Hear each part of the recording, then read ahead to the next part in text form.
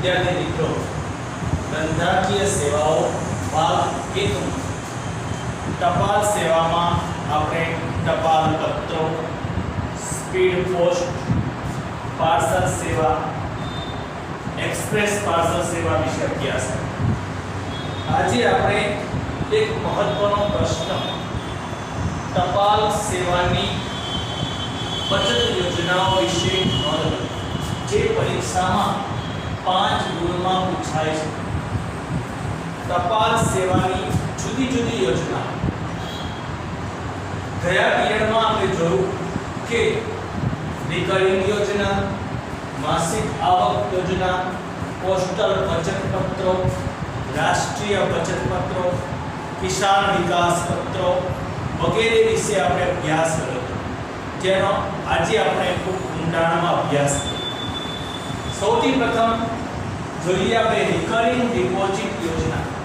Recurring deposit યોજનામાં દરેક માસની અગાઉથી નક્કી થયેલ તારીખ કે તે પહેલા નક્કી કરેલી રકમ ભરવી પડે છે। જે વ્યક્તિ પોસ્ટની અંદર રિકરિંગ ખાતું ખોલાવે તે રિકરિંગ ખાતું ખોલાવનાર વ્યક્તિએ પોસ્ટની અંદર તારીખ નક્કી કરવી પડે કે 10 તારીખે અમુક રકમ જમા કરાવીશ, તો 10 તારીખ કે તે પહેલા તેણે અમુક રકમ જમા કરાવવી પડે છે।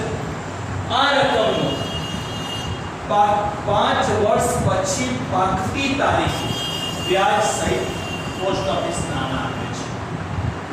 5 વર્ષ પછી જો વ્યક્તિને જરૂર જણાય તો 5 વર્ષ પછી, એટલે વચમાં નહીં, 5 વર્ષ પછી જરૂર જણાય તો ખાતા ધારક બીજા 5 વર્ષ માટે ફરીથી પાછું રિકરિંગ ખોલાવી શકે છે।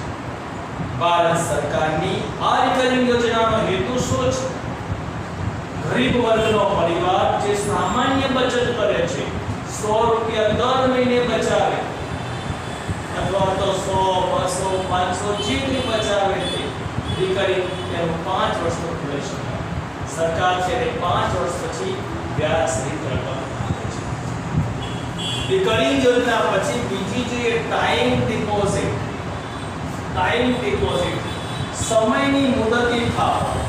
આપણે જોયું છે ઘણા લોકો બેંકમાં બાંધી મુદતની થાપણ મૂકે છે, ફિક્સ ડિપોઝિટ, 5 વર્ષની મુદતની, 2 વર્ષની મુદતની, 1 વર્ષની મુદતની, આવી જે બાંધી મુદતની થાપણો મૂકે છે તેવી યોજના પોસ્ટ ઓફિસમાં પણ છે।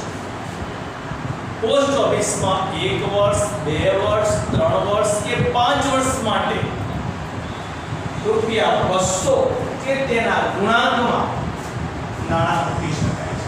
200 રૂપિયા 1 વર્ષ માટે મુકાય, 2 વર્ષ માટે અથવા તેના ગુણાંકમાં ગમે તેટલી રકમ પોસ્ટ ઓફિસમાં મૂકી શકાય છે। અને તે રકમ જે વ્યાજ ગણવામાં આવે તે દર 3 માસે ગણાય છે। વ્યાજની ગણતરી દર 3 માસે થાય, પરંતુ વ્યાજની ચૂકવણી દર વર્ષે કરવામાં આવે। યાદ રાખજો મિત્રો, વ્યાજની ચૂકવણી ક્યારે થાય? દર વાર્ષિક થાય, જેને દર વર્ષે વ્યાજ ચૂકવાય। જે ગણતરી ક્યારે થાય? દર 3 માસે। હવે તમને થશે કે સાહેબ આ ખાતું જો બીજી પોસ્ટ ઓફિસમાં લઈ જવું હોય તો આ ખાતાની ફેરબદલી કરી શકાય છે અને પાકતી તારીખ પહેલા ગમે ત્યારે આ ખાતું બંધ પણ કરી શકાય છે। તેને પૈસા જોઈએ છે તો નાણાં પાછા પણ મારી શકે છે। સરસ મજાની સરકારની બીજી યોજના જોઈએ એનએસસી। એનએસસી મતલબ શું? નેશનલ સેવિંગ સર્ટિફિકેટ, રાષ્ટ્રીય બચત પત્ર। આ રાષ્ટ્રીય બચત પત્રોમાં કોઈ પણ વ્યક્તિ નાણાં મૂકી શકે છે પોસ્ટ ઓફિસમાં, ચોક્કસ સમય મર્યાદામાં નાણાં મૂકી શકે છે। પરંતુ એનએસસી રાષ્ટ્રીય બચત પત્રોમાં અધવચ્ચે નાણાં મળતા નથી। આ પ્રકારના બચત પત્રોની સમય મર્યાદા કેટલી હોય છે? 5 વર્ષ કે 10 વર્ષની સમય મર્યાદામાં, 5 વર્ષ કે 10 વર્ષની સમય મર્યાદામાં નાણાં મુકાય છે। 5 વર્ષ પછી બમણા નાણાં ન થાય દોઢા નાણાં થાય છે. દોઢા નાણાં એટલે બમણા કરતા થોડા ઓછા નાણાં, 10 વર્ષે પણ ઓછા. હવે આ યોજનાનો મુખ્ય હેતુ શું છે? જે વ્યક્તિને ઇન્કમ ટેક્સમાં આવકવેરામાં રાહત મેળવવી હોય તે સરસ મજાના રીતે એનએસસી મળે તો રાજ્ય સરકાર કે કેન્દ્ર સરકારના આવકવેરા સીસી હેઠળ તેને આવકમાંથી કપાત મળે છે. પાકની તારીખે પોસ્ટ ઓફિસ જે પરિપક્વતા રકમ નક્કી થાય તે ચૂકવી દે છે. એનએસસી નેશનલ સેવિંગ સર્ટિફિકેટ હેતુ ભારત દેશનો આર્થિક વિકાસ કરવાનો છે. ભારત સરકાર પાસે રાષ્ટ્રીય બચત પત્રોમાં જે નાણાં આવે છે તે નાણાં દ્વારા તેનો વિકાસ કરવાનો છે.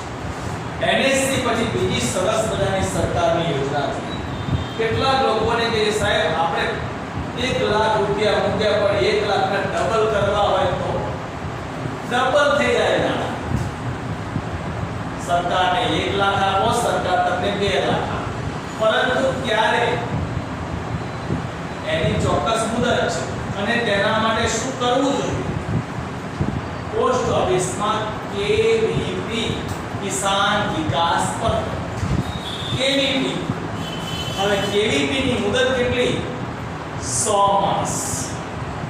100 માસ એટલે કેટલા થયા? 8 વર્ષ અને 4 મહિના. 8 વર્ષ તમારે પૈસા સંભાળવાના જ નહીં, મૂકી દેવાના 1 લાખ રૂપિયા,